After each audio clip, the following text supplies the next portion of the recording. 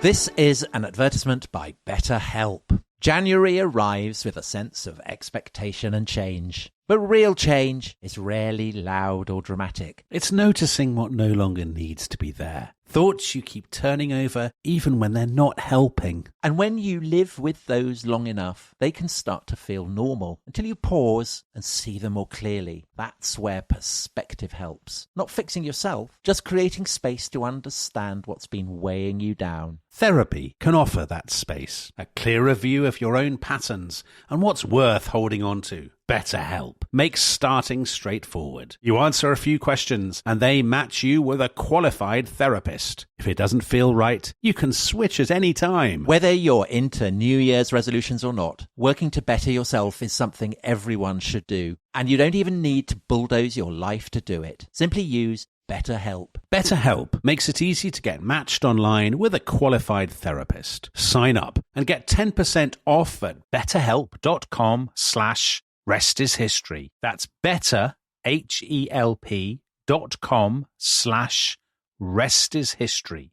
This podcast is brought to you by Carvana. Car shopping shouldn't feel like preparing for a marathon of paperwork. That's why Carvana makes buying and financing your car easy. From start to finish, search thousands of vehicles with great prices. All online, all on your time. And when you're ready, your new car shows up right at your door. It doesn't get better than that. Buy your car the easy way. On Carvana. Delivery fees may apply.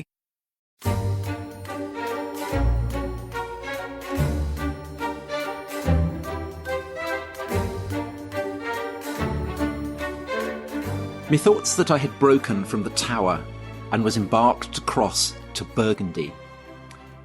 That is the Duke of Clarence in Shakespeare's play Richard III. At the time, he is immured in the Tower of London. He's very soon going to be drowned in a butt of Malmsey. And in his dream, he has this terrifying vision of being pushed off the ship by his younger brother, Richard, the future Richard III. Terrible visions as he drowns beneath the sea. But Dominic, we will be coming to Richard III, the myth, the reality, the Princes in the Tower, all that kind of stuff on a show in the new year. But for now, what I want to focus on in that quote, why I chose it, is how you can get a ship from England and cross to Burgundy. Because, of course, Burgundy isn't on the coast. You can't sail to Dijon. It's not possible. Absolutely not. So what is going on here? But it's Burgundy, isn't it? So strange and interesting. So I remember first coming across Burgundy. So I was at my grandfather's house and he had this huge pile of old encyclopedias, kind of leather-bound encyclopedias of history. And I was kind of bored and I was flicking through them and there was a picture taking up, they were incredibly old. They were kind of late Victorian or Edwardian. There was a picture taking up the whole page, an engraving. And it was an engraving of this meeting on a bridge between, who is it? John the Fearless and his kind of French rival. And they're having a parley and John the Fearless is about to be butchered to death. And I thought, oh my God, this is amazing. Even at the age of sort of 9 or 10, I could see this was this incredible Game of Thrones style story, this great soap opera. I think before we get into that, we should explain what we're talking about. But that's the thing. I didn't know when I read it what Burgundy was. Okay, so the late 14th, 15th century, Burgundy is not just the French region of Burgundy now. No. But this great agglomeration of territories that goes up to the North Sea and incorporates much of what's now Belgium, Holland, the Netherlands, all that. And it's one of the great what-ifs of history because it's an incredible process of state building that could well have seen, a new kingdom emerge between. I think it's a tragedy for the world that Burgundy doesn't exist as a country, don't you? And and I guess the fact that Shakespeare is talking, so it collapses at the end of the 15th century, but still at the end of the 16th century, Shakespeare is talking about it. So it's there in Richard III, in King Lear. Cordelia has the choice between, the kings of France and the kings of waterish Burgundy. And it's waterish because, it's the canals, the dikes of the Low Countries. So it's an incredible story, a story that is, I think, not widely known in England, but it should be because the English are key players in this drama together with the French and the Burgundians.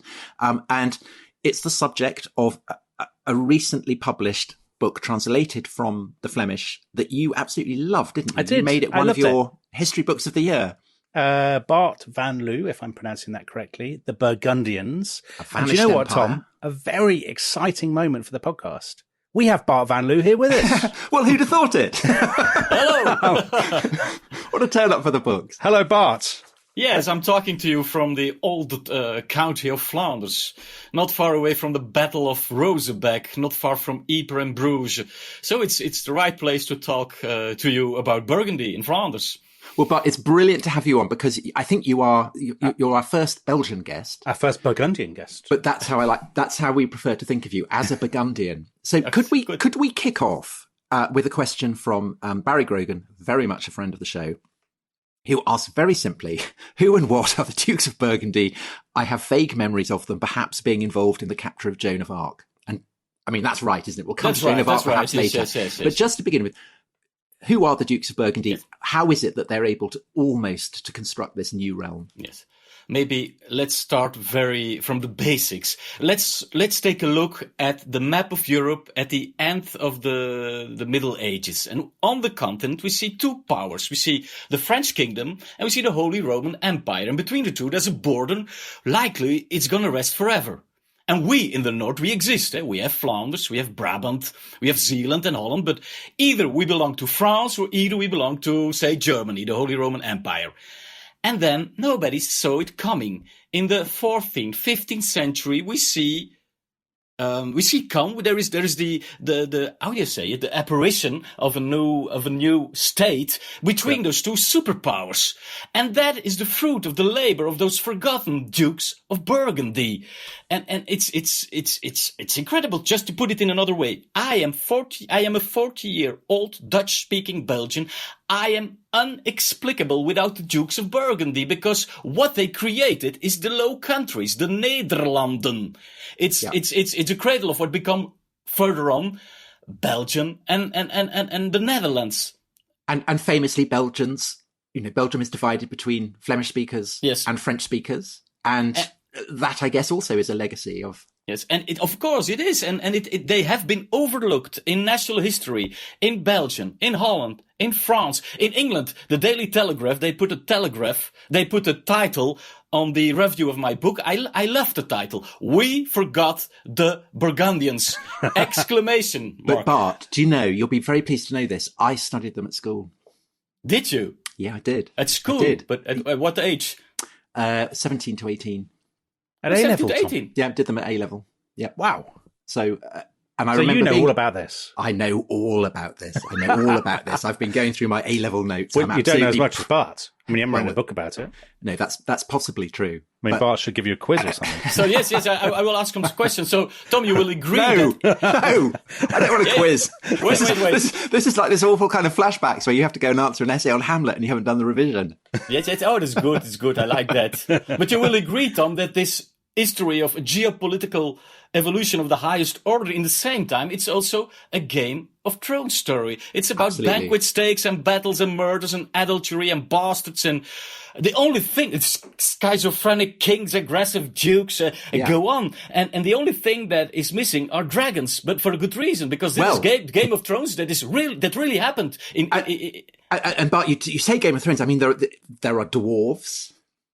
Yes, there are giants. There are kind of incredible feasts. There are chivalric orders. I mean, and it has to be said that there are basically 4 dukes. They all have brilliant kind of sobriquets, and they're all massive lads. I mean, there is no getting away from it.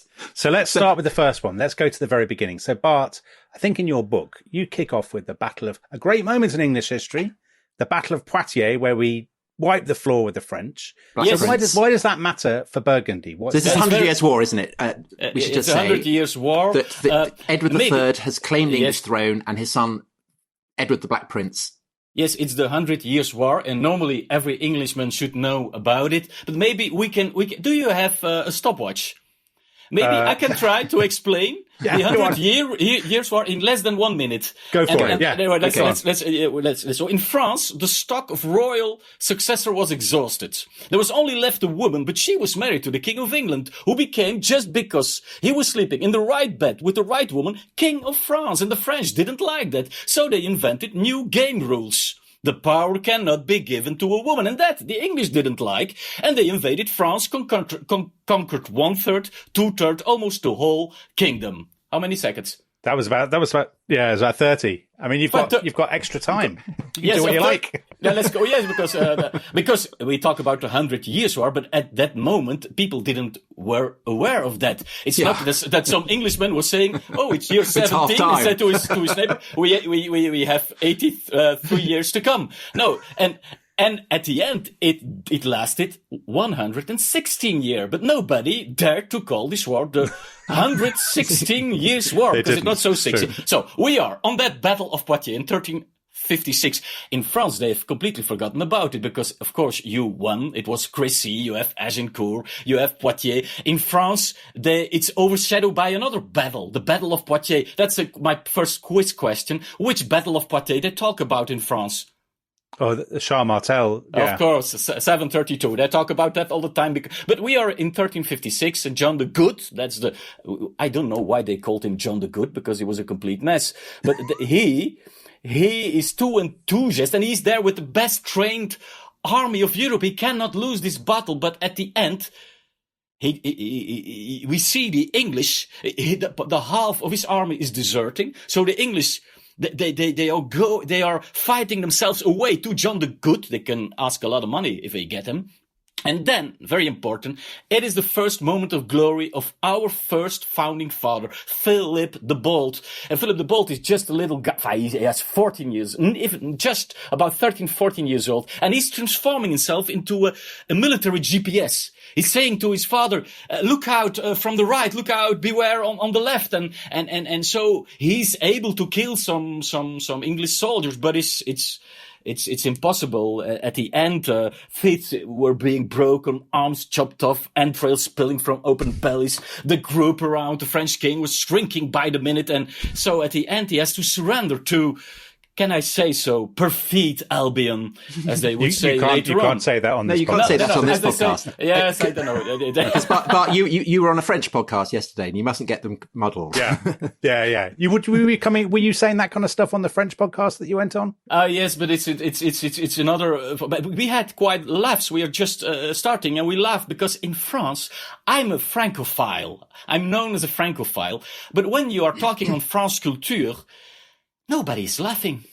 They are very serious, the French. So I was there just to make also, we can be enthusiastic about history. It's just very important to learn things and laugh at the same time. But that's not very French. So I understand it is very English when I see that, very famous journalists and writers are writing about my book, not just little articles, but whole pages. So you see that English, they like the narrative history. So I'm becoming a little bit Anglophile. I'm so glad to hear that. But also, Bart, presumably the reason the French weren't laughing was because they'd been humiliated, because their king had been captured, taken to the Tower of London, and they had to pay an absolutely extortionate ransom. Yes. But as you say, so Philip, he gets given the name the Bold. The Bold. He was Philip the Bold. The journalists, his bravery.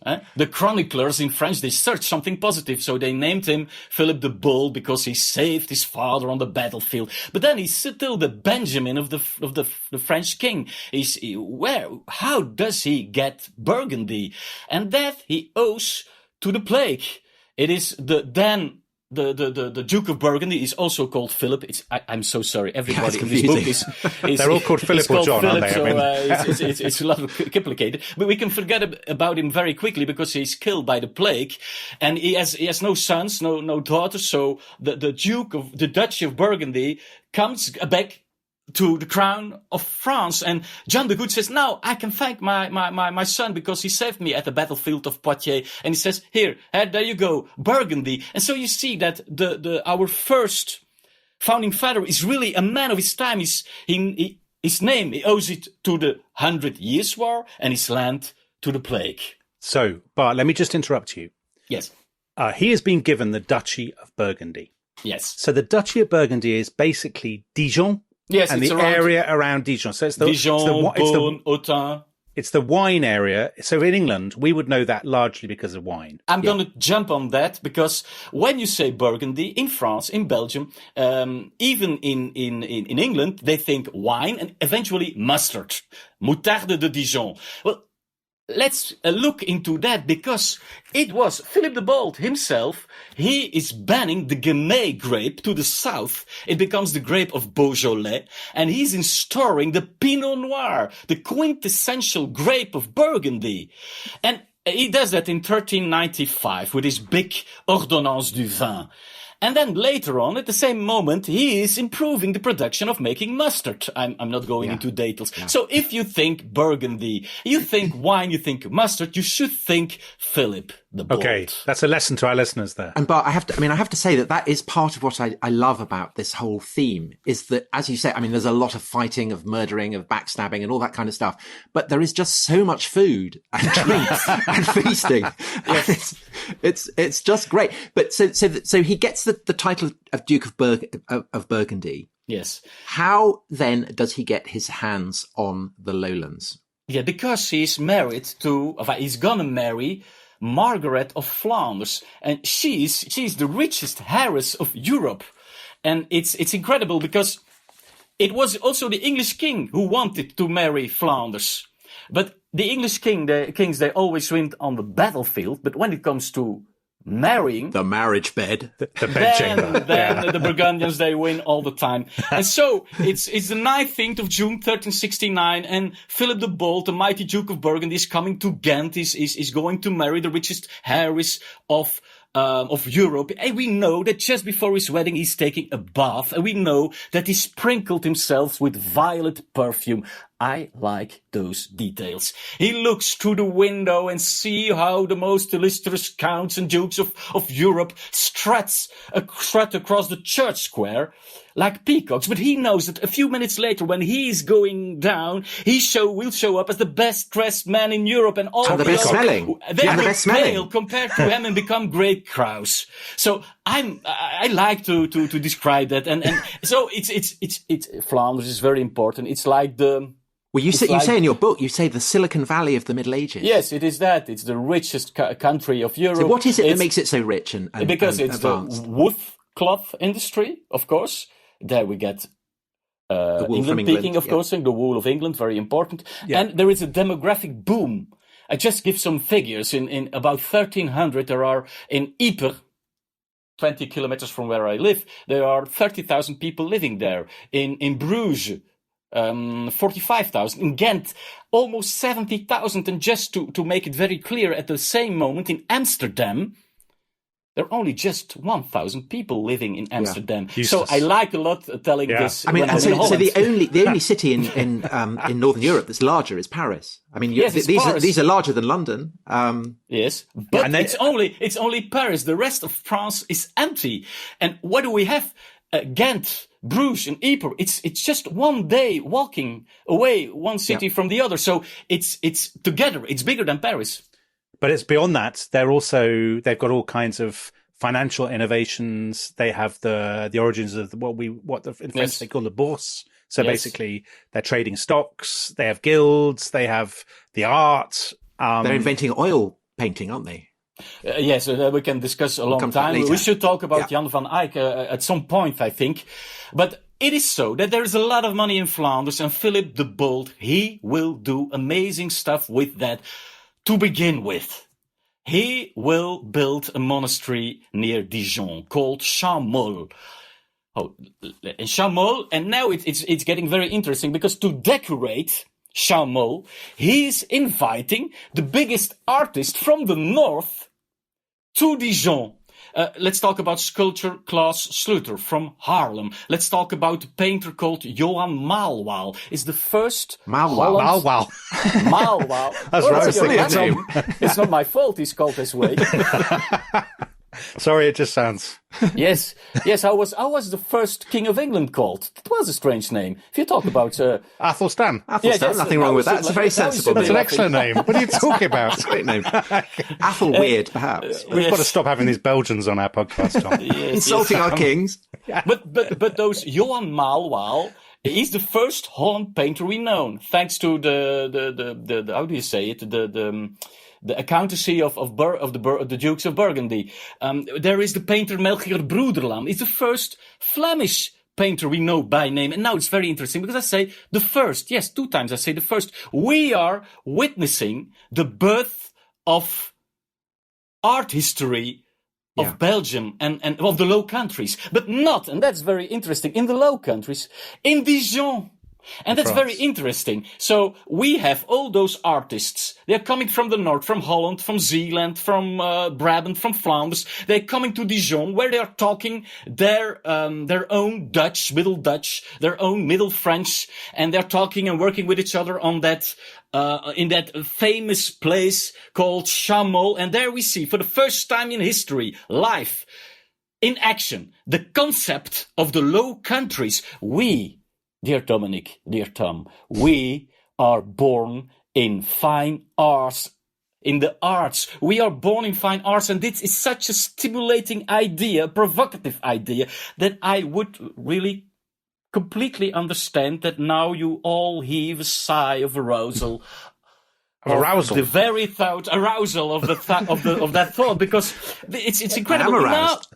Now, in our history, art precedes politics. Isn't that a great idea of origin? Even England cannot say that. Well, no, we can't. I'm very happy to concede that clearly the Low Countries in this period, I mean, it's the great motor of civilization, of finance, of capitalism, everything, of everything that is kind of going to turbocharge the early modern period in a way.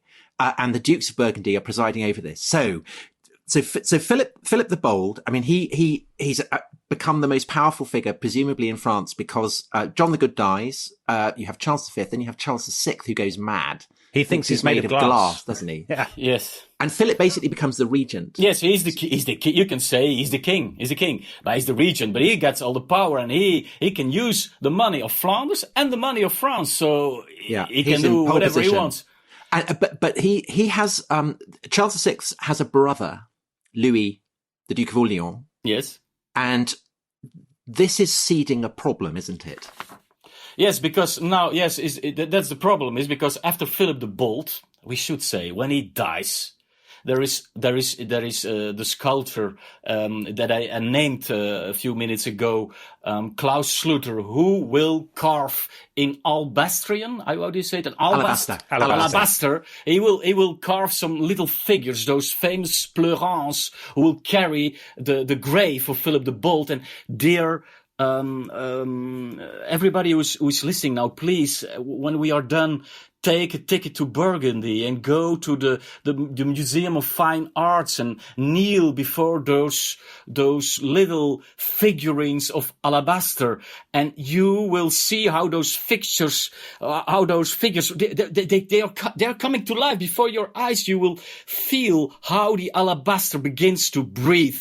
We will try and put that on the tweet that we put out to. Yes, you should go there. Yeah. But then he's dead. John the Fearless, his son is coming on, but he's just the grandson of the king. He's not the son anymore. So he's far away from real power. And the real power now is going to the brother of the mad king, Louis of Orleans, and he's going to kill him to be in power again. And that's what's happening in 1407. So John organizes that, doesn't he? He organizes a sort of hit series of hitmen. Yes. They attack Louis with axes. Is that right? But isn't there also a detail, Bart, that John thinks that Louis of Orleans is sleeping with his wife? Isn't that right? Yes, but that's a rumor that is running. We don't know if it's right, but that's very interesting because it makes those dukes and those kings, and the first times those dukes, people of flesh and blood. There are a lot of women in this story. There's a lot of adultery. There's a lot of bastards. And we like that. Of course, we like that. We understand because they were traveling a lot. Of course, there was a lot of bastards. They were traveling all the time. Would we have done better? It's hard to answer that question, isn't it? I'm sure I would have been in a monastery, so probably. Yeah, you would. Or maybe not. Who knows? Definitely would. So John the Fearless, and he gets his name, doesn't he? Because he's actually been on a crusade, a distrous crusade, to try and stop the Turks from capturing Constantinople. Oh, yeah, he watched, didn't he, while everybody else was killed? But it's horrible, and we should say that it's a kind of European coalition. And he is the leader, the military leader. And the English, because we have to talk also about the English, they promised to come, but they didn't show up. Thank you very much. Well, we're just sensible behaviour. Just sort of thought, We knew it was going to go wrong. And Yes, it does go yeah. wrong. So, but he gets this name, sans peur, fearless. Jean Sans-Peur, so we've Jan had- zonder vrees. We've had Philip the Bold, now we've got John the Fearless. And John the Fearless commissions the assassination of Louis, the Duke of Orleans, in Paris. And Louis leaves a son, Charles, who, and am I getting this right? And I hope this isn't confusing the listeners. He is the son-in-law of Bernard, Count of Armagnac. And so this kind of basically civil war in France that starts to tear France apart is between the Armagnacs and the Burgundians. Yes, it's between the French, called the Armagnacs, and the Burgundians. And this is important for English history because as France starts to tear itself to pieces with the Armagnacs, the Orleanists on one side and the Burgundians on the other, in 1415, England's most formidable military leader, Henry you V. don't like him. You don't rate him. Well, we're not going to get into that now, but he's a formidable military leader, lands in France and wins another stunning victory at Agincourt. It is. So this is so when we talk about Burgundy, basically it's a kind of three-way swirl, tangle, battle between the French, this emergent Burgundian state, and England. Yeah. Yes. So, and because there is that civil war in France, the English, Henry V, he can come from Normandy after Agincourt. He can easily come close to Paris. And then the enemies, the internal enemies in France, they'll decide we have to make good, we have to make peace. And they are going to organize a peace conference on the bridge, one of the most famous bridges in French history, also a forgotten bridge. But it's in Montereau. 100 kilometers on the south of Paris, and you have the French Armagnac delegation on one side, the Burgundian with John the Fearless on the other side. They come near to each other, and then John the Fearless, he's really a great prince. He goes down on his knees, and then he will be assassinated as a dog. Hey, there will be the axe of treason of France on the skull of. It will create a hole. A hole in the skull. A hole in the skull. And it's in that hole that the English come through in England. I remember that from A-level. You should go to Montereau. The bridge is still there. Now it's a concrete bridge, of course.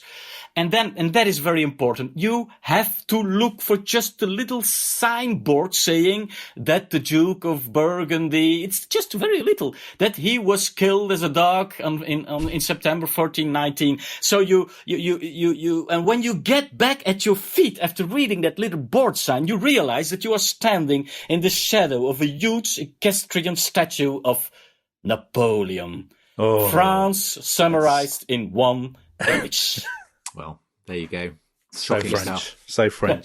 Is it not important that the person who is seen to be behind this assassination of John the Fearless, Yes. and it's kind of like a mafia sequence. So the Duke of Orleans has been murdered. Now John the Fearless has been murdered, but the person who is seen as being behind it is the Dauphin, the son he's of present on the Charles, the son of Charles VI of France, the heir to the French throne. And so the Burgundians, in the wake of John the Fearless's assassination, blame the French monarchy, and there is an alternative king in the form of Henry V waiting to take over. Right, stop, Tom. The producer told me 2 minutes ago to take us into a break. You derailed that by talking too much. So we're now going to take a break to have some adverts.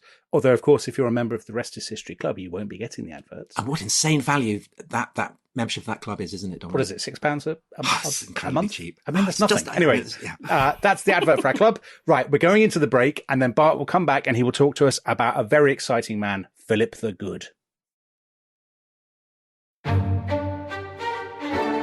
This episode is brought to you by Rocket Money. Tom, we often talk about how to organise our finances. I'm very conscious that I'm paying for a lot of mad subscriptions. And there's one thing that we've talked about often on this show. It's the thing that we probably hate more than any other, and it's a hidden fee. I would love to get my finances under control. There are all these things piling up on our bank statements, and I think I need to fix this problem. I need to sort this out and to stop this. I mean, my finances are so chaotic that I need this app. So I'll tell you what it is. It's called Rocket Money. It's a personal finance app that helps find and cancel your unwanted subscriptions. It monitors your spending and it helps to lower your bills so that you can grow your savings. With Rocket Money, you can track all of your subscriptions and you can easily cancel within the app with just a few taps, saving you time, avoiding charges. And you can also set budgets and goals and get personalized insights and regular reports to track how you're doing. They will even send you real-time alerts for large transactions, upcoming bills, refunds, and even low balances. So let Rocket Money help you reach your financial goals faster. Join at rocketmoney.com/ishistory. That's rocketmoney.com/ishistory. rocketmoney.com/ishistory.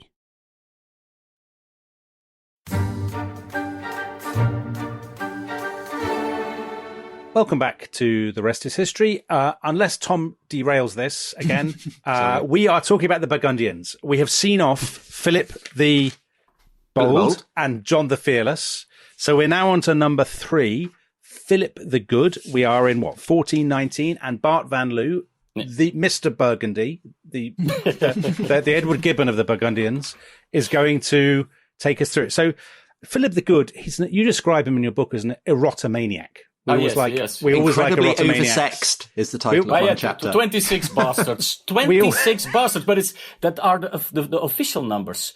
So unofficially it should be 73, I think. But he was traveling a lot, as I said 73, before. that's almost as many as Is Boris. that what happens if you travel? Is that? I mean, you've mentioned traveling already. Is this just a sort of, what is this about traveling and bastards? I mean, is that just an inevitability? I don't. But how could you explain? They didn't show each other very much. The Duke and his wife and a girl in every trading centre. But I have to say that my wife, she called me yesterday, and I'm doing a Burgundian tournée now in Flemish and Holland.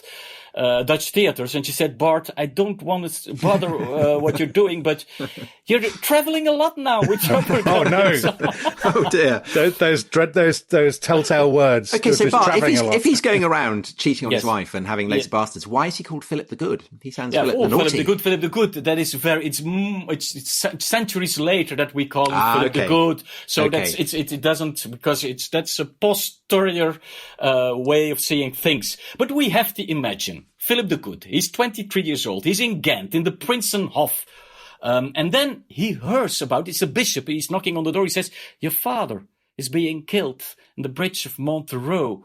And he's there with his wife Michelle of France. And they faint. They can't accept what happened. They can't understand what happened. And you should know that he's married to this Michelle de France, and that she's the sister of the crown prince who commanded the murder on the bridge of Montereau. Just if you imagine that's those family parties are going to be afterwards. It's Christmas will be a bit difficult. When he comes to when he wakens up after being fainted. The first thing he cries, he's screaming to his wife, he's yelling, Michelle, your brother killed my father. Well, it is Shakespeare, but in real life.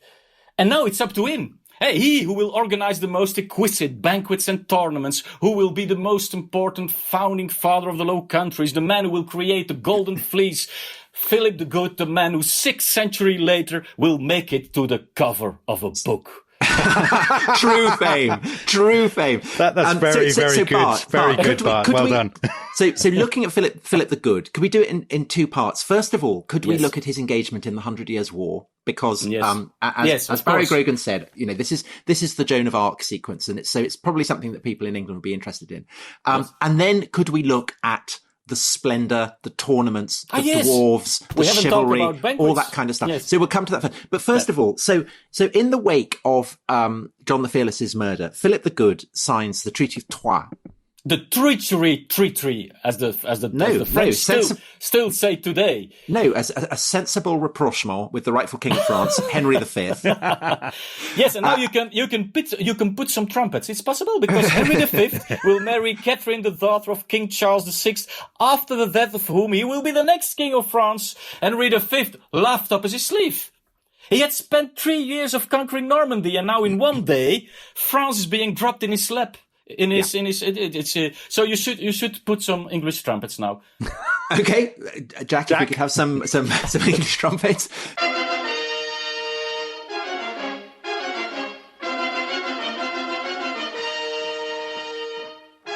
So the Burgundians entered the 100 Years' War basically on the English side, and Charles VI, the Mad King, dies. His son, Charles VII, has been dispossessed, and basically gets pushed south of the Loire. He's desperately struggling, to keep a kind of a hold on this kind of rump of France. And it's at this point that a witch appears. Yeah, definitely a witch. A sorceress. Yes. An evil sorceress known to posterity as Joan of Arc. Joan of Arc. So that's, yes. So Joan of Arc, with her necromantic powers. Tom, let Bart tell the story. Sorry. But I just wanted to... so excited about it. But I just wanted... He can't stop talking, Bart. Yes. So Joan of Arc saves Orleans from the English attack, and then in due course she gets captured by Burgundians. And what do the Burgundians do? He's still going on. I don't have to say anything. Bart can leave. I mean, yes. Sorry, I am getting excited. But I have to. But what I like to say is that she's doing that enormous, gigantic historical trip from Domremy to Chinon, where he will convince the French king that he will give the military lead of his army to her. It's incredible. Yeah. It's something we can't understand it. It's a story. It's how do you say, the story tale? I don't know. It's a fairy tale. It's incredible to understand. And she is doing that, and then she will conquer Orléans, that the French always talk about. And now we have Zemmour in France. It's incredible, but he's putting again French, Joan of Arc at the first place now. But that's another story. We're not going to talk about Eric Zemmour, and we should cut this out of the podcast. No publicity for Eric Zemmour. Okay, forget him. And then she will conquer everything. We know about it. She will go to the sacre of the King of France in Reims, which she realized it. And then we have Charles VII. He's being crowned and sacred as the new French king. And then it will be, again, as Tom already announced it, it's by Compiègne that the troops of Burgundy will capture Joan of Arc. And Joan of Arc will be led to Philip the Good. It's incredible. You have two of the main, the most important people of that century. They are facing each other. And thanks to God, we have the chroniclers. The chroniclers, they tell us everything. They tell us that there are 200 squirrels in the clothes of Margaret of Flanders. If we want to know anything, we can check it out. But there's nothing. They don't say a word about the meeting between Philip the Good and Joan of Arc. That's amazing. I think she standed up to him. I think she maybe spoke up against him. And do you think it's because of shame? Do they feel embarrassed that they then sell her on to the English who burn her? No, I don't think so. I didn't, because Philip the Good, he's just thinking, what can I do?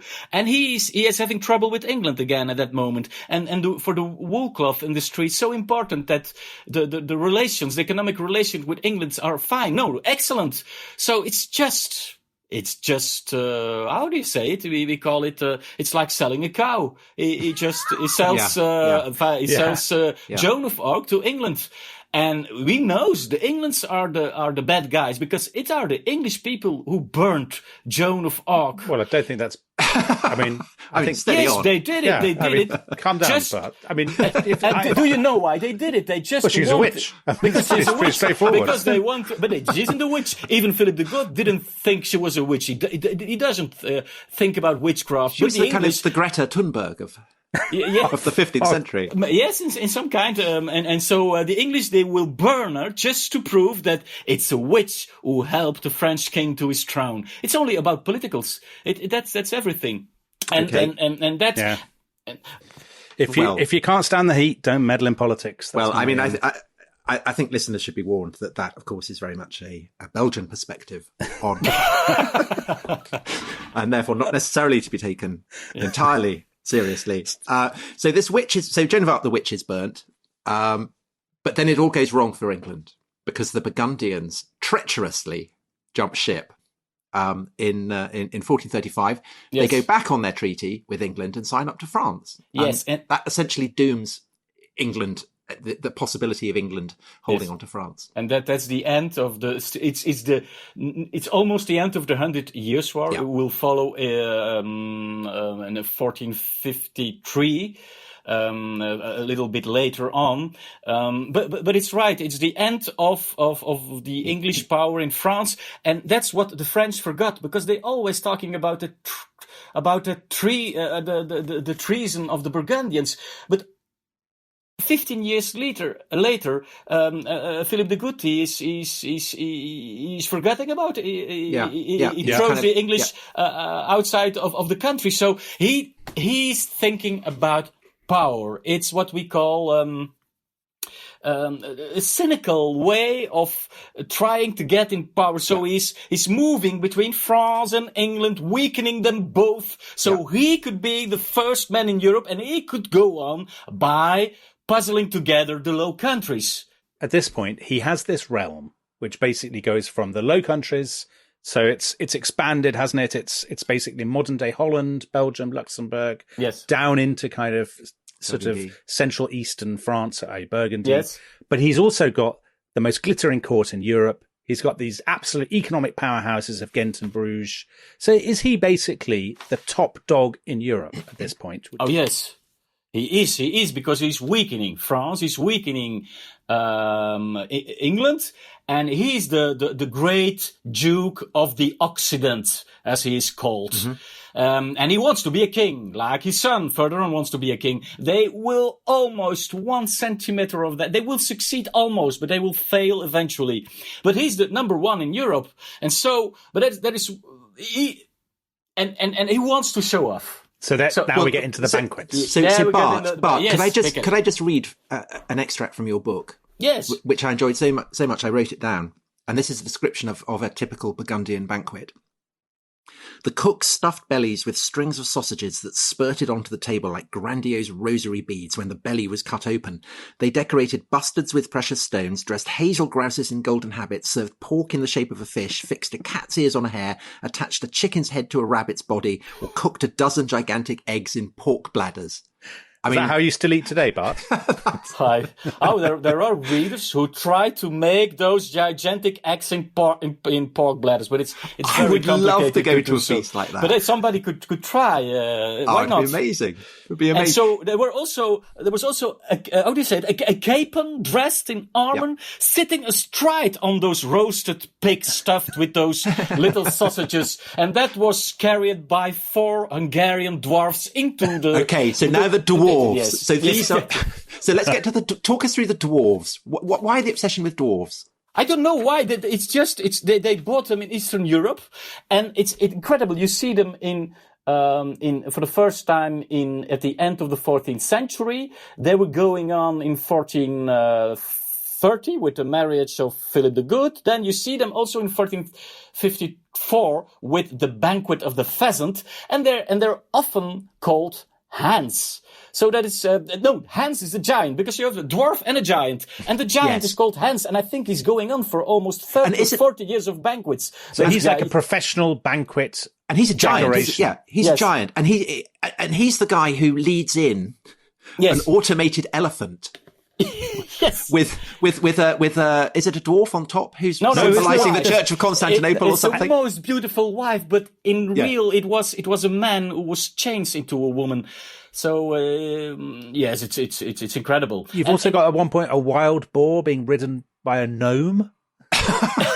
You see what I said? They were massive lads. I mean, you get a fire-breathing peacock. You get a gigantic pie with 28 musicians in it. And now. That's a lot of fun, and that's God knows that I like. But you have to ask one question: why did they do so? That's the question to ask. Well, why? For the You tell us. Because we explained the 100 Years' War. So we have the English and the French. They have become a pale copy of their ancient power. They are tired, almost passed out. There is a power vacuum, and the Burgundians want to fill that up. But they are very well aware of the fact that there are no kings. They are just dukes. Yeah. So they jump in the vacuum with pomp and circumstance, with medieval bling bling, so that everybody around only could say one thing. That is what real kings are about. Those dukes are really royal. Right. And if they hadn't made artworks of their feasts and banquets, in Dutch we should have been looking for another word to talk about our Burgundian pleasures. We say in Dutch, my father is a real Burgundian. And it means that he likes eating, drinking, feasting. So And having fun with dwarves. Yes. So these dwarves. Just to say, Tom loves the dwarves. No, Yes, but I'll tell you why. something. I'll tell you why. Because when I did A level, I read this famous book by a Dutch historian Jan Huizinga, Of which course. in Huizinga, English, you should say Huizinga, sorry, Yes. is translated into English as the waning of the Middle Ages. And there was a whole thing about dwarfs in that. So there's Madame Dor, the blonde dwarf of Philip the Good, who was made to wrestle at a court festival with the acrobat Hans, who I guess is this giant. At the wedding feasts of Charles the Bold, who's Philip's son, Madame de Beaugrand, the female dwarf of Mademoiselle of Burgundy, enters dressed like a shepherdess, mounted on a golden lion larger than a horse. I mean, it's on one Crazy, level, isn't it? Yes, completely odd, but on another kind of magnificent. Well, that's what it's about, though, isn't it? About a display of magnificence, as Bart said. That's all about status, right? Yes, to show off, and it's little big history. You get little anecdotes, and they are fun. We're talking and laughing about them, but it illustrates the political powers moving during the 100 Years' War. So that's the little big history, la grande petite histoire, as says Honoré de Balzac, and that's what I like doing in a history book. But there is one other thing, and you mentioned it very fleetingly, Bart, and that's the Order of the Golden Fleece. Yes. So the Order of the Golden Fleece. So you're talking about how the Duke of Burgundy is not a king, but the Order of the Golden Fleece becomes the preeminent chivalric order in the whole of Europe, doesn't it? Yes, he's sending out an international message. So it's a chivalric order. Everybody knows about it's chivalric order. Normally only kings have them. And he's sending out an international message. It was a message laden with brocade, velvet and jewels, but it made it no less heartful thumping of the Burgundian nose at France and England. The fact he was saying, without batting an eye, that he took his place beside the kings of England and France, and that he was thinking maybe of becoming king himself. Yeah. And so it's a chivalric order, but it's also political play. And to this day, I mean, Elizabeth II, our queen in the UK, is a member of it. Well, that's because it's taken on by the Habsburgs, isn't it? Yes. They basically inherit it. So is Nicolas Sarkozy. See? Yes, he's a member of it too. Do you have aspirations of being a member of it, Bart? Of the Golden Fleece, no, you have to be. I think it's impossible. You should be a leader of a country or you need to carve out a kingdom in the middle of Europe. Maybe the Légion d'honneur in France. It would be nice, but France already gave me a French woman, so that's even better than every Légion d'honneur. So dynastic power building going on there. Right. Let me wrestle this back to the narrative. So we've had Philip the Bold, John the Fearless. Philip the Good dies in 1433, and he is succeeded, admittedly slightly confusingly, by Charles the Bold. So we've got another Bold, though that's only in English, isn't it? It's not in French that they're the same, it's Charles le Téméraire. It's a better name. We should have called him Charles the Reckless, I think. Right. That would be better, because the Bold, I'm sorry, it's not good. But okay. So Charles is very different from his erotomaniac father. He's very sort of repressed and violent, isn't he? He obviously has some kinds of hang-ups and issues. Maybe he's homosexual. We don't know. He doesn't have any bastards, just one daughter, and that is maybe his biggest political failure. Right, because it's at this point that Burgundy. Am I right in thinking it's about this point that if you think of it as a sort of trajectory, Burgundy has peaked and is about to dip. Is that right? Yes, but it's peaking still the first 10 years of Charles the Bold, Charles the Reckless. Because let's put it this way. We have Burgundy in the south, the old duchy. And then Philip the Bold and Philip the Good, they put together the Low Countries in the north. Burgundy, the old duchy, became a kind of satellite because it's not relied to. And then Philip the Bold, in 10 years' time, with a lot of conquering stuff, he's going to combine those two territorials with Alsace and everything, German and French and parts of France and Germany. He will conquer them, and then you have one little, how do you call it? Ein Mittelreich of Deutsch, the middle reign, a middle the middle kingdom, empire. Yeah. He made it, but he made it too much with a kind of hubris. So he finds his death in the snow of Nancy, where he's beaten up by the Swiss. But the Swiss were sponsored by Louis XI, the French king. It's the for the French. universal It was spider. Yes, the universal spider. It's for the French people. It's like winning the World Cup of football, of soccer, without being there. They just sponsored the Swiss to do the dirty job for them. And then what happens then is that after the death of Charles the Bold, Burgundy becomes, how do you say it?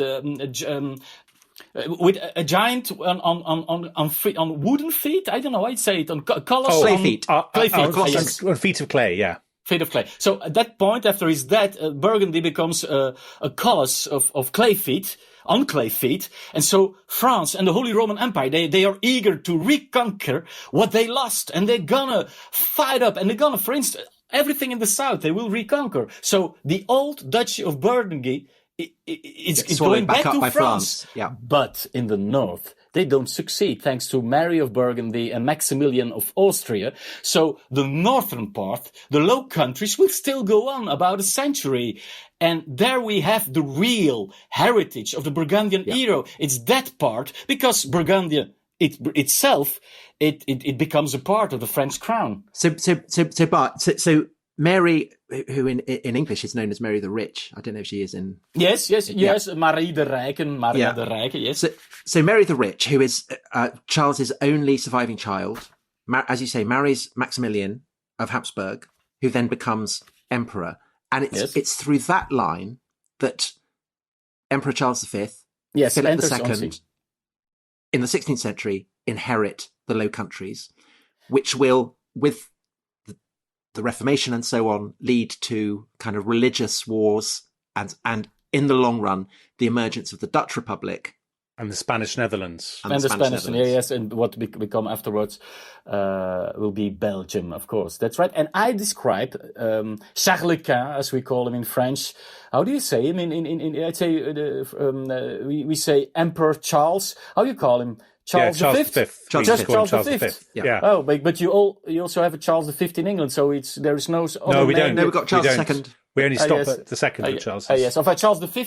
And I describe him as the last Burgundian because his ultimate dream is to be buried in Chameau, next to the Pleurance, carved in alabaster by Sluiter, next to Philip the Bold and John the Fearless. And it's the biggest frustration of the man who almost has all Europe and the half of the world in his pocket. He wants to be buried as a Burgundian duke, but that will not happen. So that's interesting, Bart. So in other words, for Charles V, so a man who basically owns much of South America, who's the richest man in the world, probably the most powerful man of the age. So for him, the Burgundian heritage really matters. The sort of, is it the romance, the glamour? What is it about Burgundy? Because he was raised by his aunt, Margaret of Austria. We should call her Margaret of Mechelen. That should be better. And she was never in Vienna, for instance. But she raised him in that Burgundian spirit of beauty, of propaganda, of literature, of good eating, and he loves it. And it will stop when he dies. When then we have Philip II, that very severe Catholic, not a party man. It's over. Not a friend of the show. He's not talking Dutch. He's not talking French anymore. It's the end of the Burgundian Low Countries, of the Burgundian era. It is the end of, you say, my book.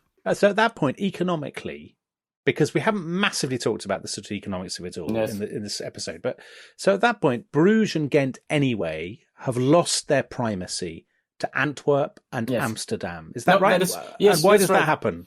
Well, that has to do with Maximilian of Austria. So we have Bruges and Ghent are the superpowers when we talk about cities in the Middle Ages. But then we have two things. And then you have to help me first in English. We have the problem with the Zwin. That is the water which relies Bruges to the sea. Yeah. It's drying up. Can I Okay. say it this way? Yes, it's drying up, exactly. That's the first reason. And the second reason is that when Maximilian is saving Flanders from France after the death of Charles the Bold, but it's a kind of absolute power, and he installs it in Flanders, in Brabant, and we don't like that here. So there is a kind of civil war going on between Ghent, Bruges, and Maximilian. But Antwerp chooses the side of Maximilian. So after that civilian war, he almost obliged the salesman from Bruges to move to Antwerp. So we have the drying up of Zwin. We have all the salesmen and women, salesmen at the time, going to Antwerp. And then we have the rising of Antwerp. And that will go on for less than a century. But then we have the religion wars, the Catholics and the Calvinists. And then Antwerp will go down, and it will be Amsterdam goes up. Amsterdam will take advantage of that. So Bart, just to end. So I mean, that's kind of an amazing tour of this fascinating and unjustly forgotten period of European history. Two questions. One from Tom Flanagan: could the Low Countries be seen as the successor states to the Duchy? And a more specific one from Patrick Kennedy: to what extent has Burgundy influenced the identity of Belgium? Oh, it's a lot of questions. The first, of course, it is when we talk about Burgundy now, we talk about wine, we talk about Jan van Eyck. We didn't talk about Jan van Eyck. We should do again. See again. But yes. So much things. We talk about art, but we should talk, and we never talked about it, about that the Low Countries it is the most visible heritage of the Burgundian era. And I think that explains maybe the success of my book in our country, because we forgot about it. Because for reasons of national novel, I don't know if you have that concept in England, the national novel, a national history. National story, yes. Yeah. We talk about the separation of the North and the South as the beginning of our national history.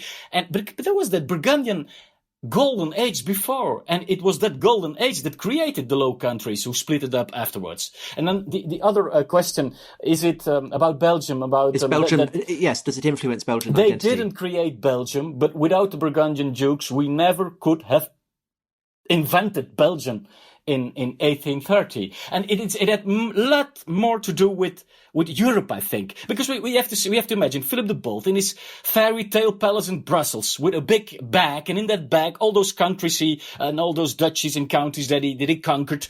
And he really, really fastly he was aware of the fact that it's when you put a lot of countries in one bag, you don't create automatically a sense of unity. I should whisper one name: Europe. It's a European problem avant la lettre, and he's dealing with it like Europe has done it and has to do it again by reforming on a jurisdictional level, monetary. Yeah. He creates a euro avant la lettre, a monetary union. How do you say it? Monetary union. Yeah, monetary union. So that is very interesting. We see a kind of it's a kind of European way of sorting out problems. But quick question, interruption. So that the implication of what you're saying is that Burgundy, he's trying to create an artificial state. Yes, it is. And so does that make it inevitable that it will fail? Do you think? I don't know. In the beginning, England was also an artificial state. You get a fight and to put different people together who didn't want to belong together. It was in Germany. It was in Italy. In Germany, it lasted for more than 1,000 years before they really got together. Yeah. So all states are in some way artificial. Only when they lasted long enough, it becomes like it's natural. Fair okay, so I think the last question before we finish is from Denver Brito, who just asked, do you think Burgundy had a real shot at becoming independent? If Charles had been less bold, if Louis had been less of a spider, if the ever-acquisitive Habsburgs hadn't managed to acquire the Burgundian inheritance, could things have gone the other way?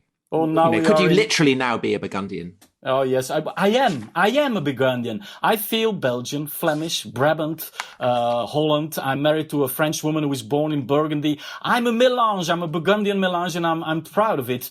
But yes, that's counterfactual history. What if, not to mention the name Ukraine, and of course we all could dream about that Middle Reich. No, Middle Reich, that's so German. That Middle Empire in Europe between France and Germany, a country where they speak Dutch, where they speak German, where they speak French. They would have a shot if Charles the Bold if he would have made some boys, if he would be as patient as his father, but that's so difficult to predict. Do you regret it then?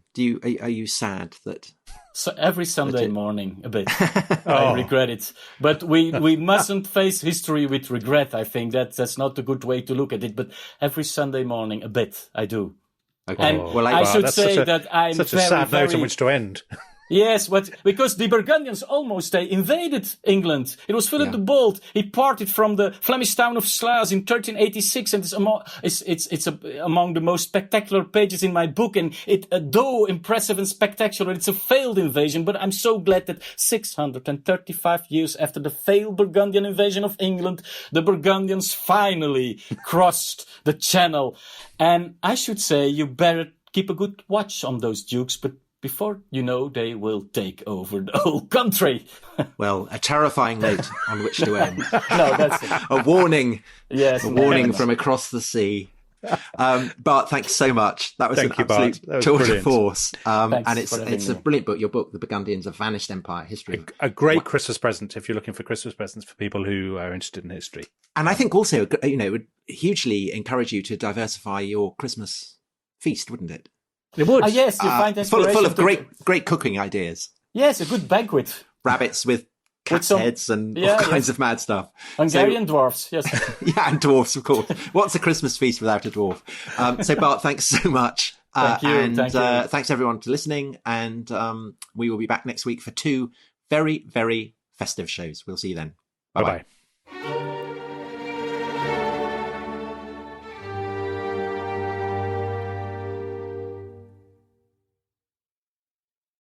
Thanks for listening to The Rest is History. For bonus episodes, early access, ad-free listening, and access to our chat community, please sign up at restishistorypod.com. That's restishistorypod.com.